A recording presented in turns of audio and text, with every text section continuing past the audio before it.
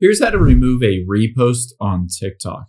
Now, if you're on TikTok on your iPhone or Android and you accidentally reposted something, I'm going to show you how to remove it. So let's first just tap on that little share button right here. And there you can see is repost, that yellow icon. Now, after you've done that, you'll be able to see it says reposted here, and I can tap on comments. And in the comments, it usually says at the very top that you reposted it. So I've reposted this video. I can go to the section with all of those reposts and remove them if I wanted to. All I need to do that is to tap on the profile button at the bottom right. And now you can see these are my normal videos. If I slide over one, these are the locked or story archive. And I'm going to slide over again to these arrows pointing in a circle. There you can see are my reposts. I can just tap on it.